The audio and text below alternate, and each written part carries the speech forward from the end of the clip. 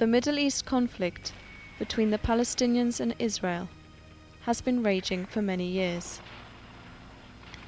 Over the years, there were many attempts to negotiate a lasting peace, but all failed.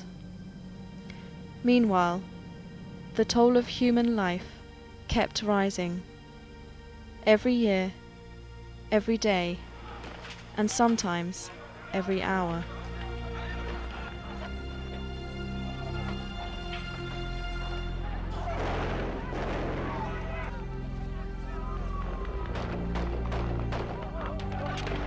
Finally, there was a glimmer of hope, starting with the Madrid Conference in 1991.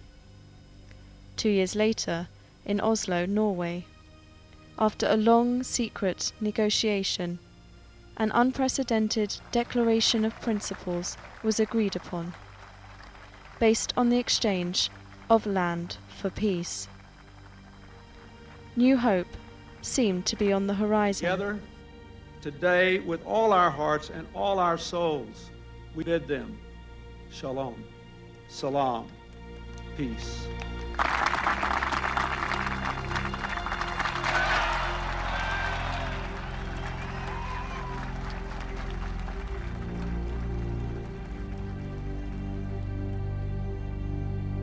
There were many obstacles to peace.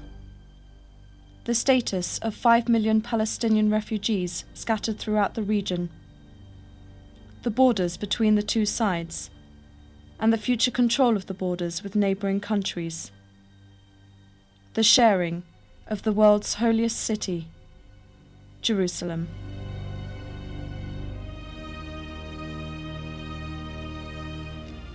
But a major obstacle was advancing, and this put Ramallah and Tel Aviv at odds.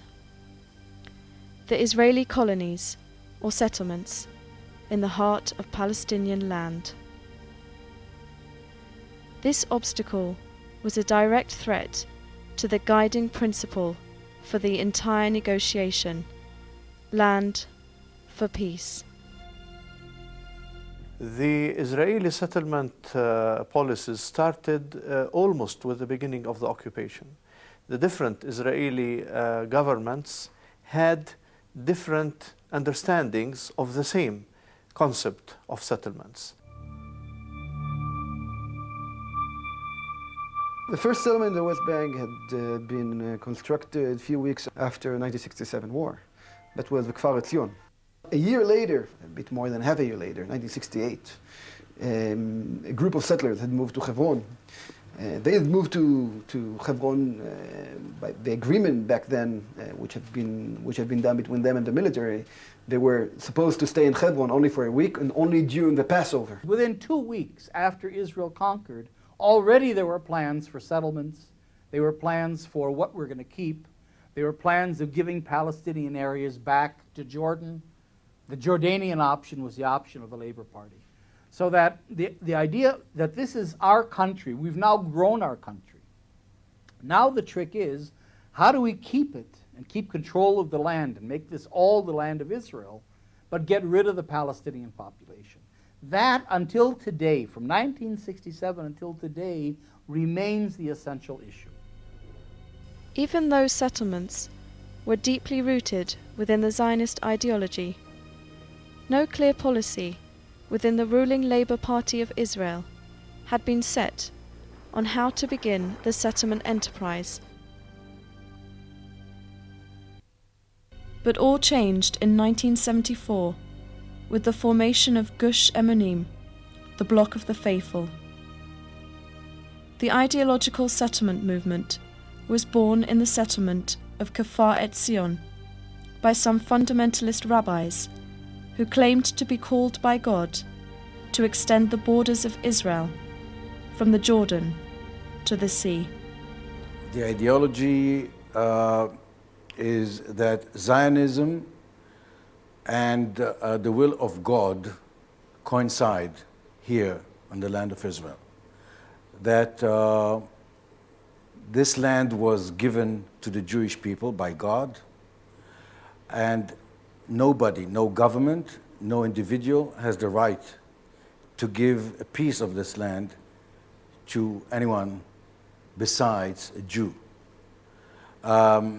It comes from the ideology of Rabbi Kook, the Orthodox Zionism, which didn't have the opportunity in 1948 to actually exercise this ideology because the original Zionism movement was secular.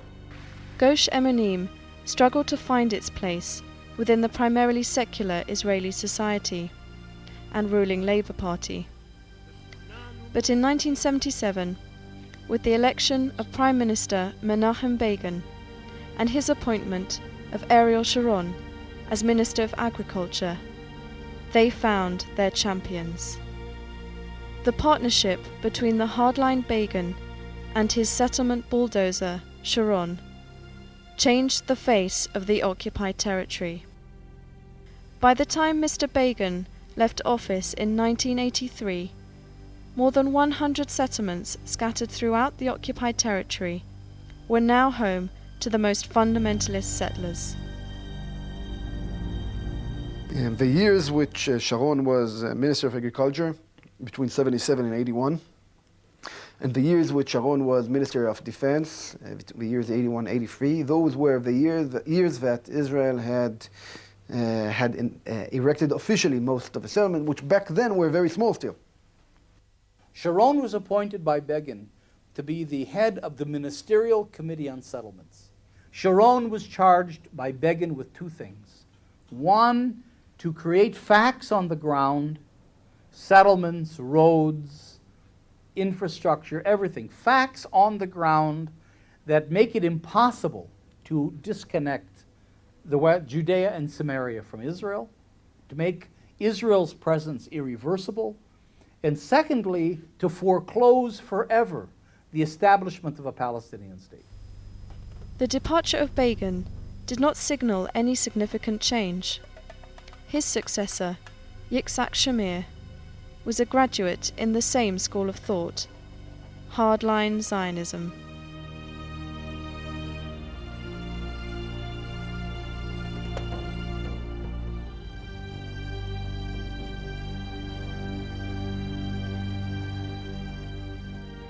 In 1983, the Israeli Ministry of Agriculture and the World Zionist Organization published a master plan that called for 43 new settlements, 300 to 450 kilometers of new roads to connect and serve the settlements, and proposed quadrupling the number of settlement residents to 100,000.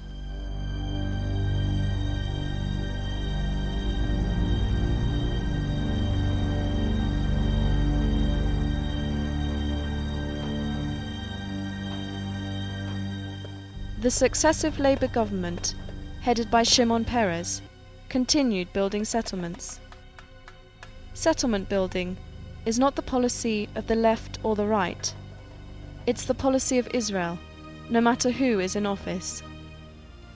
One after the other, each and every Israeli Prime Minister since 1967, with no exceptions, contributed to the building up of settlements. In 1997, Benjamin Netanyahu shocked the Palestinians when he decided to appropriate one of the most beautiful hills of the land for the settlement of Har Humar. This was the strongest signal to the Palestinians that Oslo was not working. Oslo did not manage to dismantle a single settlement. To the contrary, Israel was taking more Palestinian land. Ironically, after 1993 and the signing of the Oslo Agreement, Israeli policy toward the settlements took a drastic turn, which led to significant growth in the settlement's size and population. During the 7 years following Oslo, the settler population within the West Bank increased by 90%. The sharpest increase occurred in the year 2000, during the term of Prime Minister Ehud Barak. In terms of the population growth in the West Bank and in terms of construction of permanent houses, apartments, infrastructure in the West Bank, those years were actually the mid-90s, the years after Oslo Agreement. When we were supposed to be building confidence, building trust between the two sides, to get to an end of conflict.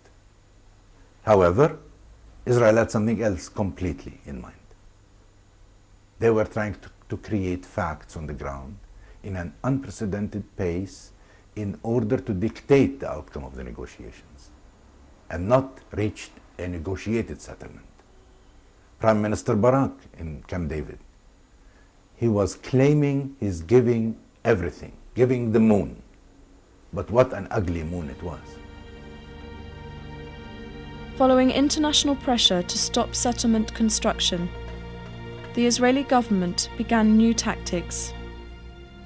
Under the pretext natural growth, they expanded and fattened the existing settlements and connected them to each other and to Israel.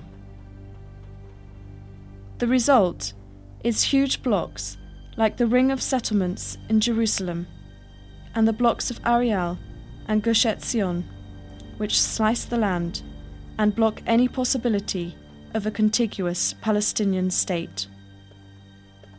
The mastermind of this policy is Prime Minister Ariel Sharon.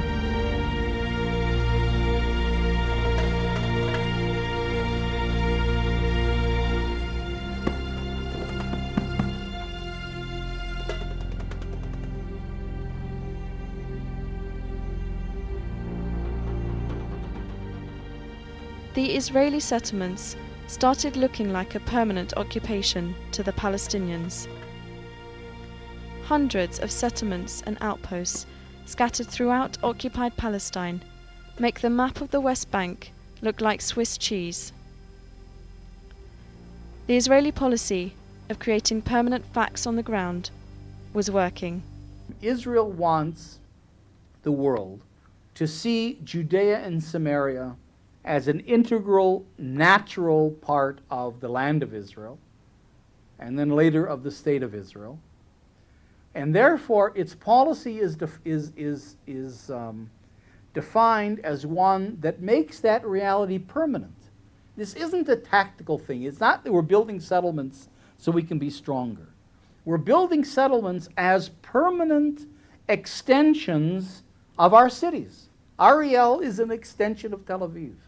Ma'ale Adumim is an extension of Jerusalem. These settlements, along with their bypass road network and security zones, occupy about 42% of the land designated for the future Palestinian state. New road construction throughout the world generally means growth and better accessibility. In contrast, roads between settlements can only be travelled by settlers.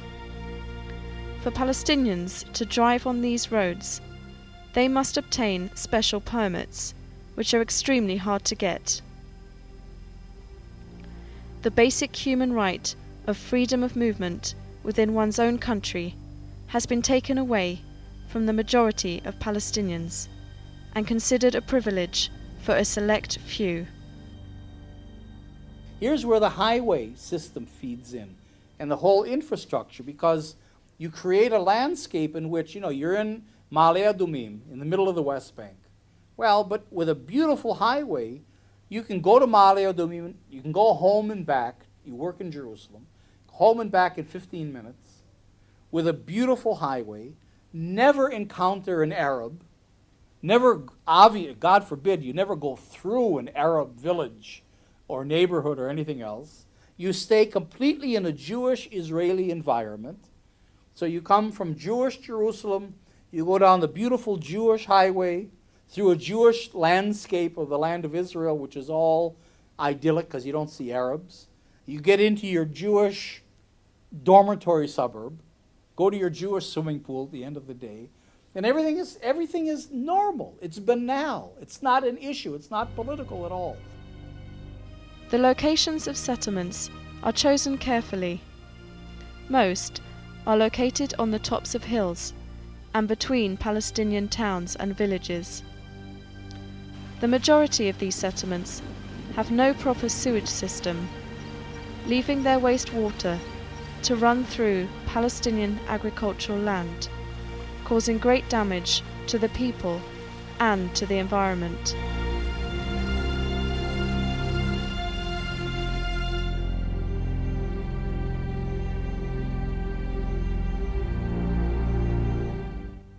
Settlements squander valuable and needed natural resources, especially water.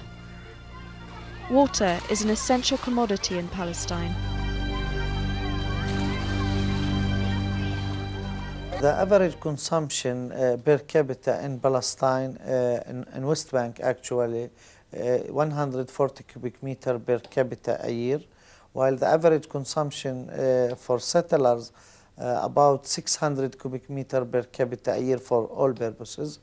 The Palestinians, they pay 4 times more than the Israelis as cost of water in West Bank, while we're using the same resources and the same infrastructure. In other words, we consume 5 times less, but we pay 4 times more.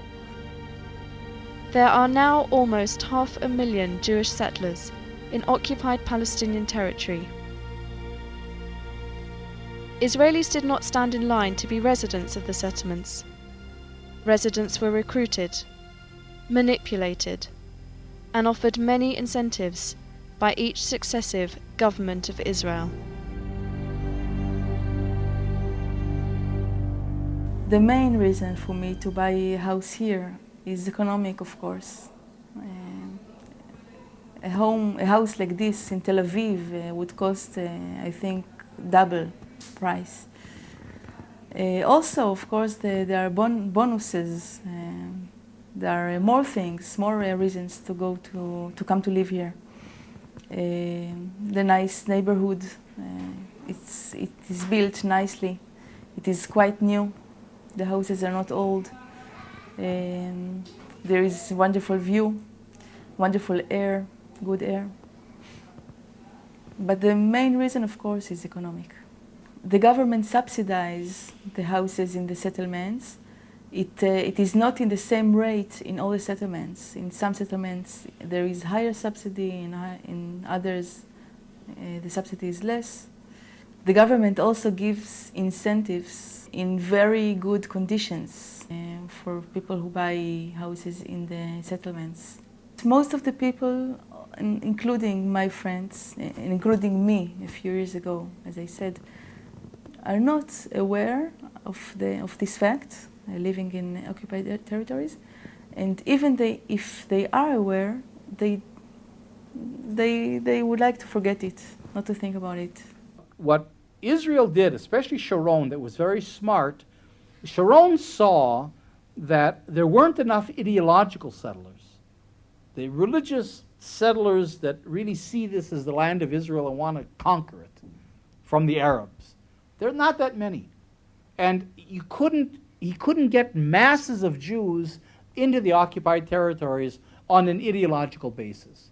So what he did is he disconnected ideology from settlement. So you have Ma'ale Adumim and Givat Ze'ev and Ariel and Alfei Menashe, a lot of other cities that have nothing to do with settlement or politics. They're normal people living there. They don't even know, half of them, that they're across any kind of a green line, which has been completely eliminated from the Israeli maps. It's a big problem for me, in my eyes, that the people of Pisgat Ze'ev don't even know when a house is demolished nearby and 10 children are without house, which happened just last year. Most of the people in Pisgat Ze'ev don't know about it, and the few who do know about it, they don't care. I think a lot about the difference of my son and the conditions he lives in, and the kids a few hundred meters nearby. And I even write about it in the neighborhood newspaper. And I would like people to open their eyes and to see these things. It's very hard, the sharp difference, geography and in the mind between the refugee camp just nearby here and the people who live here, which complain about such stupid things, like the garbage is not moved every day, but only every 2 days or something like this. The government tricked us for buying a house here, as the government tricked so many of Israel citizens. Okay, I have a possibility to buy apartment east of Tel Aviv, and that would cost me X amount of dollars. And I have a possibility to buy a much bigger apartment in a smaller community, which would be another 10 kilometers away in the West Bank. And this apartment would cost me half of what this smaller apartment would cost me east of Tel Aviv. What should I do? If the government offered me some apartment, more or less like this, as I have now, in another place, in Israel, not in the occupied territories, and that would make the peace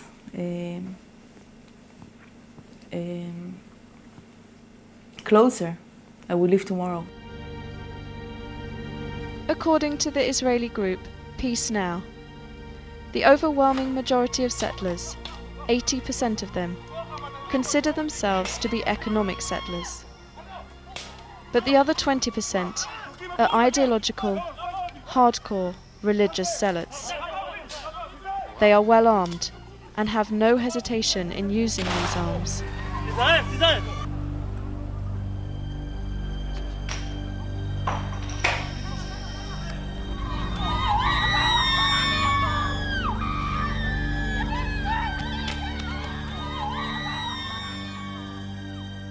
These ideological settlers chose to live deep in heavily populated Palestinian areas, especially the settlers down in Hebron, chose to live deep in Palestinian areas because that's where they would break the Palestinians, that's where they would fragment their contiguity, surround them, lock them into islands, and create these pathways between the settlements and Israel proper. The city of Hebron is now home to the most violent settlers. Hebron is no stranger to violence by the settlers. In 1994, an American-born Jewish doctor entered the Holy Mosque in Hebron and slaughtered 29 Palestinians at prayer.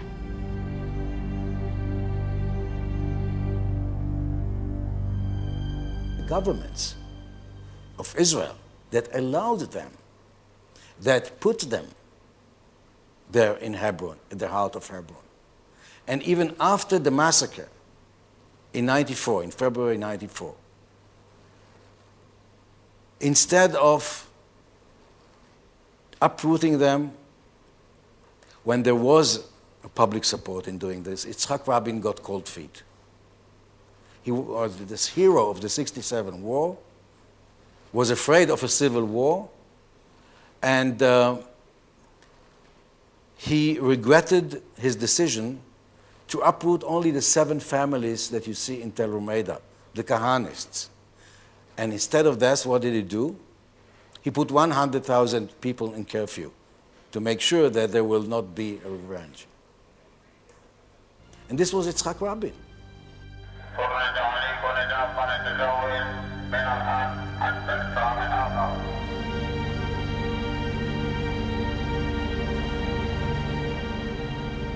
Today, Hebron is a city of 150,000 Palestinians, under siege by 450 religious fanatics with an army to protect them.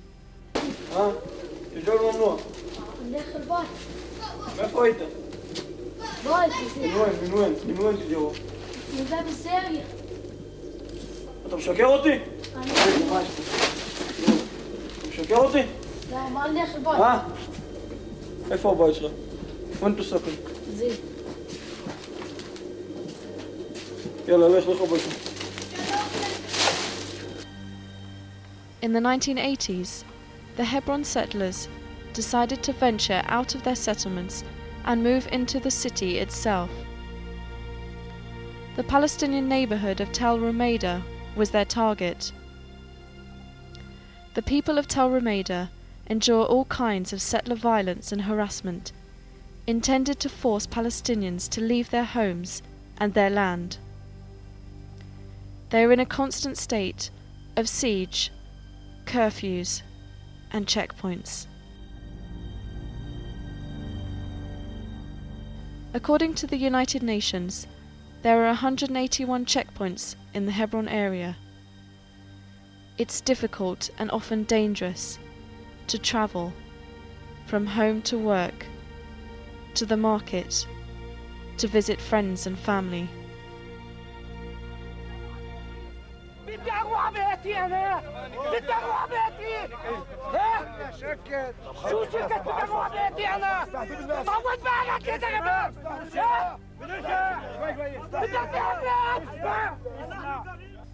The brutality of the settlers and the occupation that comes with them prompted some former Israeli soldiers to break the silence and speak out to their own society and to the world about their experience in Hebron.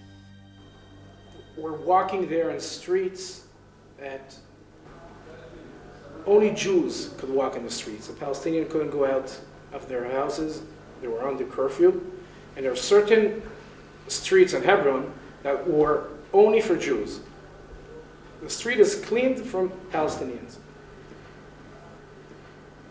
And I remember myself walking in these streets. It was an holiday, a Jewish holiday, and the city was full with thousands of Jews. And we're walking in the middle of a Palestinian city that has 150,000 Palestinians in the city, and all what we see when we're patrolling there is Jews. We didn't see one Palestinian for hours. And I didn't understand what's going on around me, why everything is closed, why it looks like a Jewish city. And when I started to talk with the settlers there, so that the answer I got is that this is the way Hebron should look. As you see here, the playground of my kids. As you see, it's a jail, not playground, but we call it playground because my kids, they play here, and because if they go outside, they will be dangerous. They will be attacked by the settlers, and also by soldiers, they don't care. They play here because if they go outside, they will feel afraid because always they're attacked by stones and by glass bottles. They throw it at the kids when they play at the road, so they should come, and we use this fence to protect them from the stones. Because when we was sit here, also we was attacked by the settlers, and the soldier, they can protect the settlers only.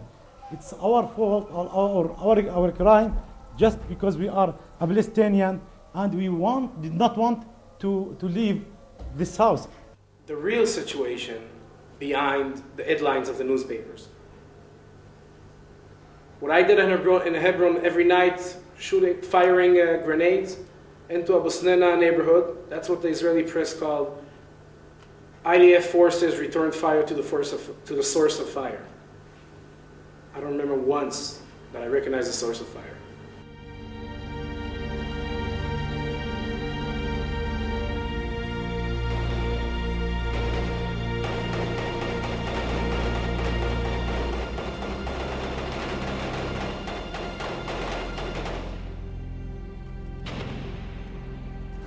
People just argued. I mean, I want to shoot, no, I want to shoot, no, I want to shoot. They just like stood in a line behind a grenade machine gun in order to shoot the grenades for something like 2,000 meters at Kharat Sheikh. I mean, civilized neighborhood, and you can't see shit. I mean, it's night, and you don't see any snipers, you don't see nothing. You just see buildings, and you feel like it's inside of a computer game. And then your mother calls you to see if you're okay. You can't tell her that this is what you've been doing. I mean, and she hears the shots all the noise of the explosions in Hebron. And he said it's just like, no, it's okay, just a drill. The Israeli society has no clue about what's going on in Hebron, what's going on in all the occupied territories. The closure, curfews, it's the most something, it kill us. Always we have here a curfew. Any problems in all of Hebron, we have a curfew here. Believe me, if we hear an explosion in London, we have here in Tel Armid, we have a curfew here. The story of the settlers' violence in Hebron is an untold story that most media outlets, including Israeli media, would not dare to cover due to the settlers' hostility towards them.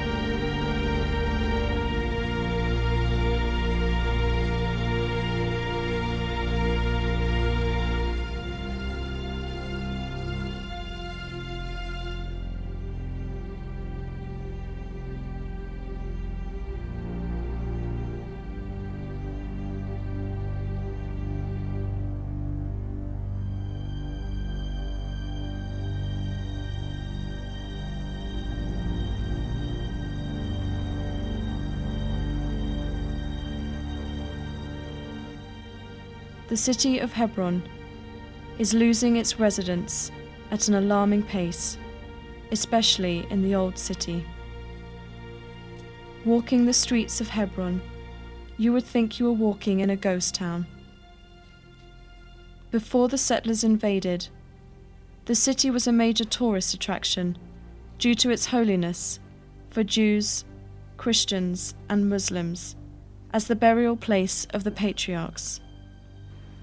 But now, the city is experiencing an organized process aimed at forcing the Palestinians out of their homes.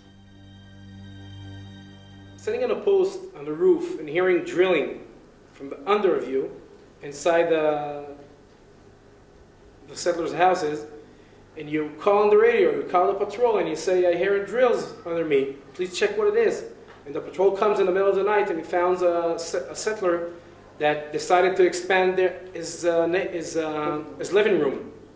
So he drilled into the wall, he broke into a Palestinian shop, they have the same wall. He threw everything that was in the shop to the street, he locked the doors, and now he has a bigger house. No one is arresting him, no one is stopping them. The police in Hebron is afraid from the settlers.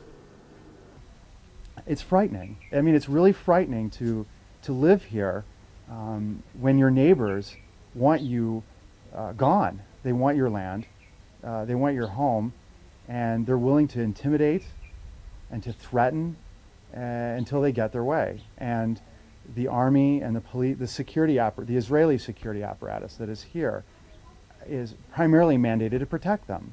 They're armed, they're violent, there's been years and years of absolutely unrestrained settler violence.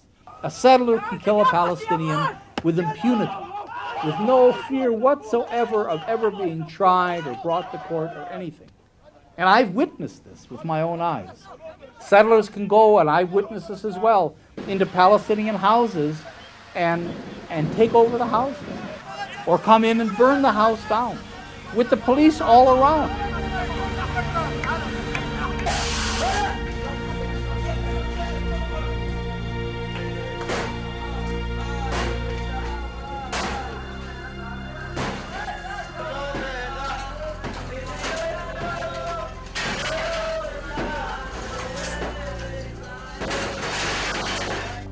How can you do to other people what was done to you people,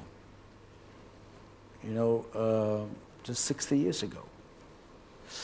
Are irrelevant. They close their hearts, they close their ears. They are alien to this. It's not relevant, those questions to them. For them, It is God that gave them the land, and the Arabs have nothing to do here. Besides, if they will be willing to be servants. It's you know, I visited South Africa recently, and I spoke to black people who still remember the apartheid. This is the South African apartheid. This is Rhodesia. Actually, the Palestinians, in the best case, are transparent. They don't see them. They don't exist.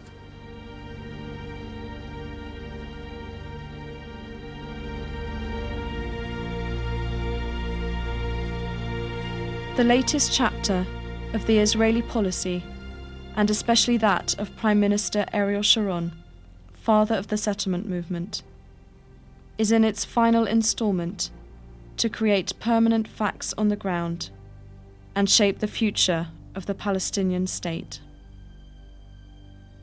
In June 2002, Israel decided to encircle the West Bank, including East Jerusalem, with a wall or a fence, depending on who you ask. The International Court of Justice calls it a wall.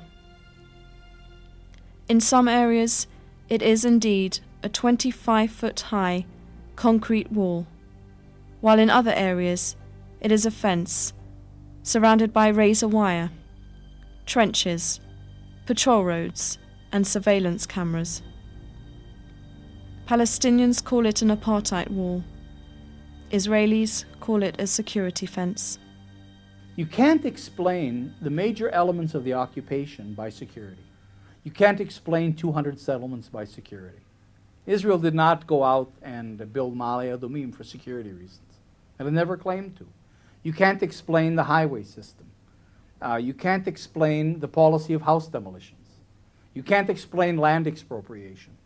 You can't explain really the closure, the way it's done, because most of the closure is internal, within the West Bank and within Gaza, not between them and Israel. And you can't explain the route of the wall by security. Security simply does not explain these things. Something else is going on. Just look at the route of the wall and the picture definitely will become clearer. The border between Palestine and Israel, between the Palestinian territories and the Israeli territories, is 315 kilometers long. Meanwhile, the route of the wall is 670 kilometers. Definitely it is more than double the length. Why? The district of Qalqilia is home to about 100,000 Palestinians and boasts some of the richest agricultural land in the West Bank. But Qalqilia has been walled in, so that Israel can annex the Israeli settlements around the district. Look at what's happened to the city and surrounding villages, how they've been choked, cut off from each other, Palestinian from Palestinian, caged in by surrounding walls and fences, separated from their livelihood, their land. The farmers of Qalqilia have become landless. عيلتي 12 واحد ومش عارف شو بدي اسوي فيهم وين بدي اروح فيهم وكيف بدي اعيشهم. الجدار هذا طبعا هم اذا ظل بس ان شاء الله ما بضل وان شاء الله رايح يزول باذن الله تعالى. انا املي بالله كبير يعني. فالجدار هذا اذا ظل رايح البلد هاي يعني ما اعتقدش انها رايح تظل كمان في المستقبل.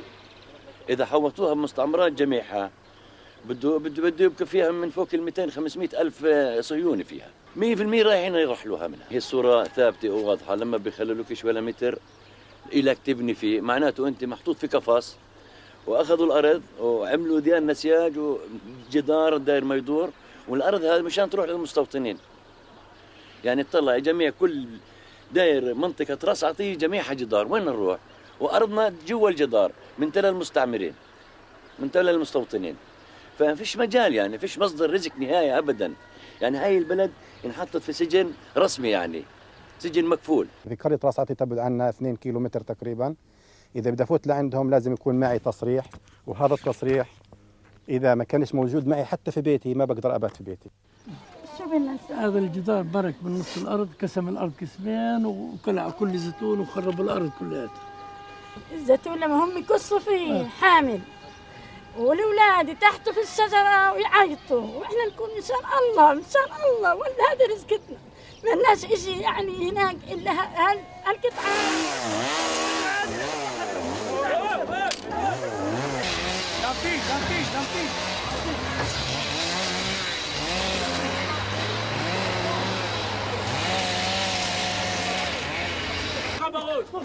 אני אתן לך בראש, תזהר מזה.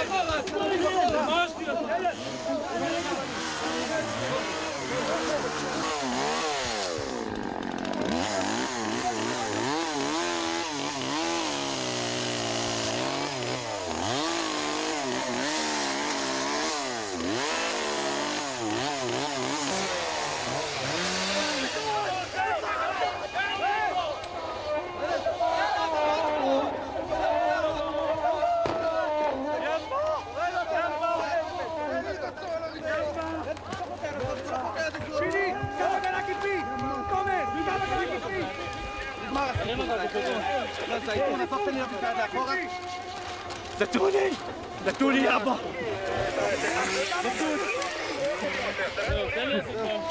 دتوني يابا يلا زيكون يا زيكيلا مش ليش سال ايش لكم زيكون ليش زيكون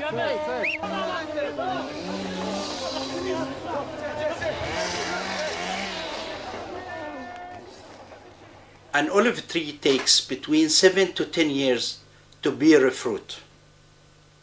And the Israeli bulldozers uproot it and steal it in a minute. The tree for us as Palestinians is alive. We will keep planting and we will keep on living. The wall, of course, does not stop in Qalqilia. Its path continues 22 kilometers deep inside the West Bank, encircling and annexing the settlement block of Ariel. The Ariel block splits the West Bank into almost two pieces. It creates small enclaves of isolated Palestinian communities and destroys any chance of having a future contiguous state of Palestine. The wall continues its path, encircling and annexing more settlements and more Palestinian land, while devastating many farming communities in its path. Hundreds of thousands of olive trees have been uprooted, 35,000 meters of irrigation network destroyed, more than 40 water wells lost. In the path of the wall, there were many trees, many homes, many farms, many people, and every one of them has its own story.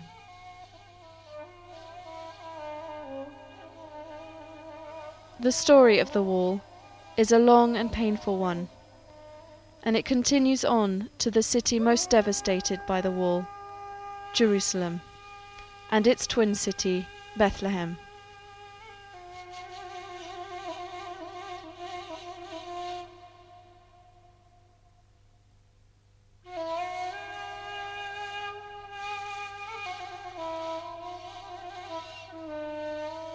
Upon completion of the wall in Jerusalem, tens of thousands of Palestinians will find themselves outside the walls of the city, cut off from their city and their livelihood. By doing this, Israel will have succeeded in changing the demographic makeup of the holy city. It's heartbreaking what's happening in Jerusalem. You know, at the beginning of this year, it took us months to figure out how to send thousands of children to their schools and teachers to the classes.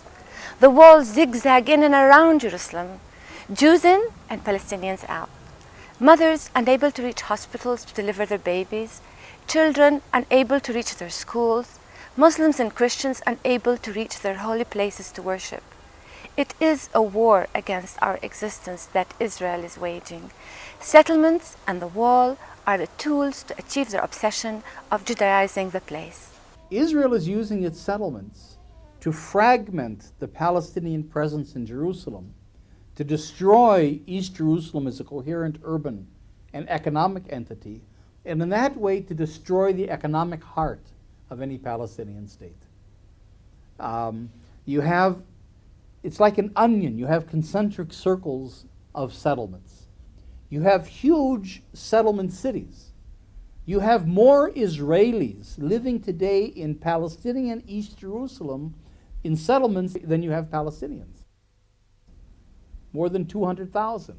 So if you take Piskat Ze'ev, Neve Yaakov, Ramot, and a lot of other settlement neighborhoods in between, this is what we call the inner ring of settlements that protects the entire municipal city of Jerusalem in terms of keeping a Jewish majority and Israeli control. But then around that you have what's called Greater Jerusalem, which really occupies the entire central portion of the West Bank. And here you have the settlement cities that are the outer ring of settlements.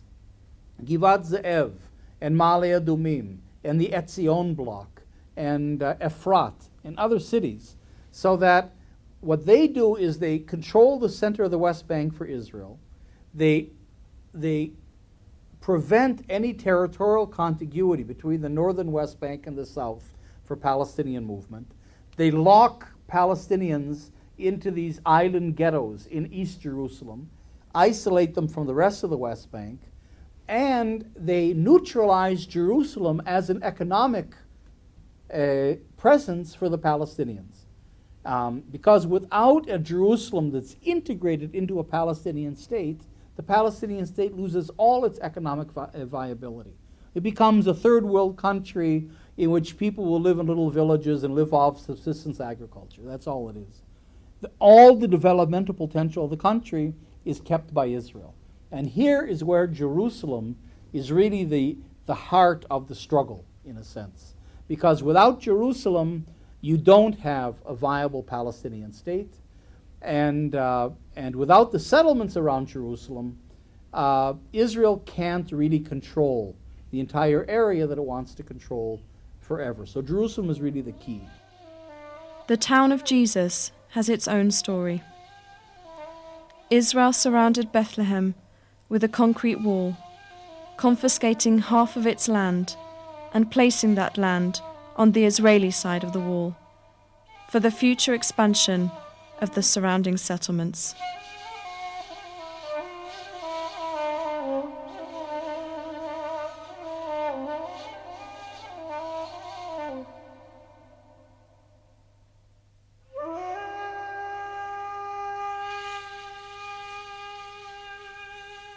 I wonder what Jesus would say if he sees his town as a ghetto behind walls and gates, oppressing people, taking their land and depriving them of their dignity will never bring security to anybody. If I have anything to say to our neighbors and to the Jewish people, please do come back to your senses. Think of justice. Justice is not a foreign concept for Jews or for Judaism. Let my people free. The wall snakes south of Bethlehem, encircling and annexing the huge block of settlements, Gush Etzion, and other scattered settlements along the Green Line, the border. Upon the completion of the wall, Israel will have succeeded in annexing more than 80% of its settlers and their settlements into Israel.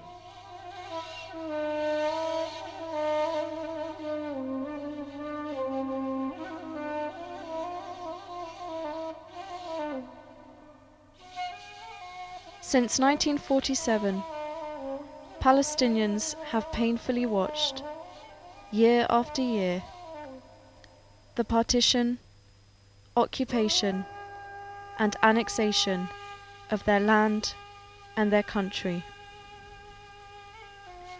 The dream of freedom and statehood is as elusive as ever. Settlements and their master designers are confiscating the land, and ultimately, at the end of each day and each year, confiscating the human rights of millions of Palestinians. Settlements are destroying the principle that is the very foundation of the peace process: land for peace, and creating a land with no peace. It would be very hard to argue that the two-state solution is still alive, if by that we mean a viable Palestinian state. A continuous Palestinian state is going to be practically impossible. And this is going to be not only the end of the dream of Palestinians of a state, but it might also affect the Israeli dream of the survival of Israel as a Jewish state. They are asking themselves a simple question: is Israel willing to acknowledge our historical collective rights in 22% of historical Palestine? The answer is, according to what Israel have done, and this is something which each Palestinian have seen, if not from his door, then from his window. If not from his window, from his roof. The answer is no. Now, Israel still wants a two-state solution, because we still have the same dilemma we started out with. How do we keep control of the country but get rid of the Palestinians? At the end of the day, as Prime Minister Shamir used to say, they will get used to it. They will get used to the facts on the ground. They could confiscate our land, destroy our homes, uproot our trees, and imprison us. But they will never be able to imprison spirit seeking for freedom. Walls and ghettos will never bring peace. Justice will.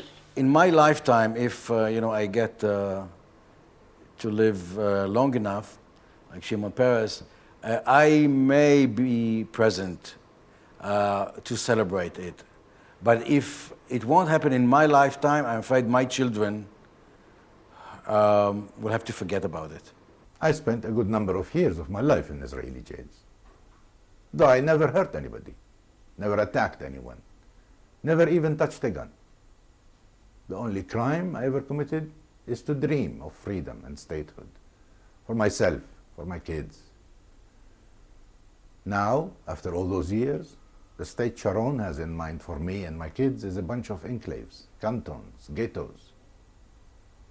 It is hard to be optimistic given the circumstances we live under. However, I am. You know, if 70 years ago you would have asked the Jewish people themselves if they ever thought the nightmare of Nazism would be over, they probably would have laughed at you. But Nazism was defeated. And look at Israel now, a strong state, prospering. Now I'm sure Palestinians will be no exception to that.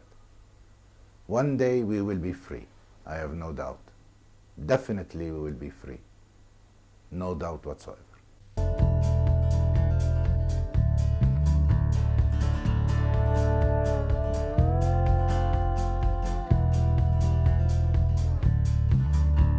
You ask me how it is that I dare to take a side. You say I loathe myself, pointing out you have lied.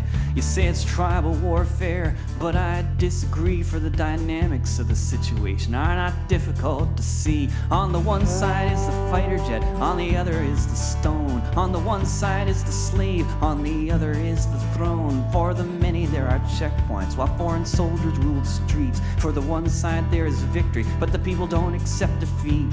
The word you need to know is occupation, the very definition of a land without a nation. And if peace is what you're after, then let us not deceive. It'll come on the day the tanks return to Tel Aviv.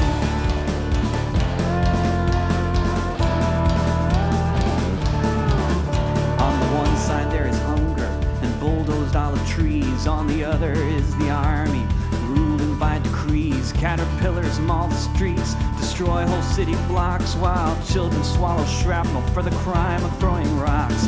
Fences are erected around the towns they flatten, and Herzl's own fanatics sleep on sheets of satin, and they walk water their plantations, drilling ever deeper wells, while the displaced children of the hopeless are filled with bullet shells. The word you need to know is occupation, the very definition of a land without a nation. And if peace is what you're after, then let us not deceive. It'll come on the day the settlers return.